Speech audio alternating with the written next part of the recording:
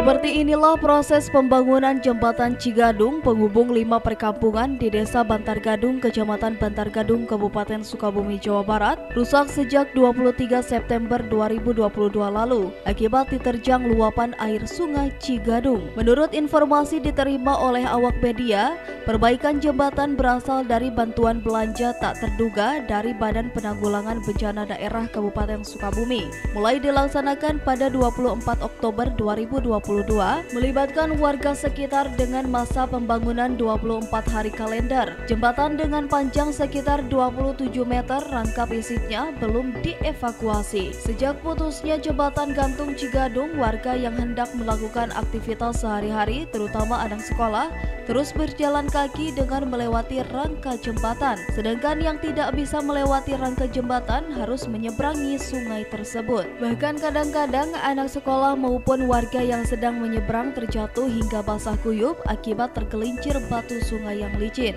Lilis merupakan warga setempat mengatakan, untuk aktivitas maupun keperluan sehari-hari, ia harus menyeberangi sungai. Bila mana hujan deras turun serta air sungai meluap, terpaksa mencari jalan lain menggunakan jasa ojek menempuh perjalanan sejauh 7 km. Bu, mau kemana nih, Bu? Mau pulang. Kalau punya uang saya naik ojek gitu, mau berobat. Sekarang nggak punya uang jadi kali gitu. Nyebrang sungai ya? Nah iya.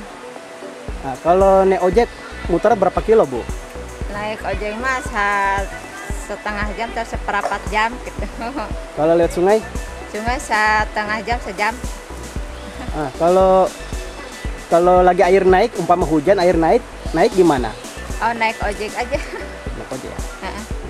Sementara itu, pihak Kecamatan Bantar Gadung saat dihubungi awak media enggan memberi keterangan. Sebelumnya jembatan tersebut rusak akibat dihantam arus luapan Sungai Cigadung pada Jumat 23 September 2022. Saat kejadian tidak ada korban jiwa, akibat kejadian ini membuat akses 5 kampung terputus. Dari Kecamatan Bantar Gadung, Kabupaten Sukabumi, Iqbal Bakar melaporkan untuk Dinamika.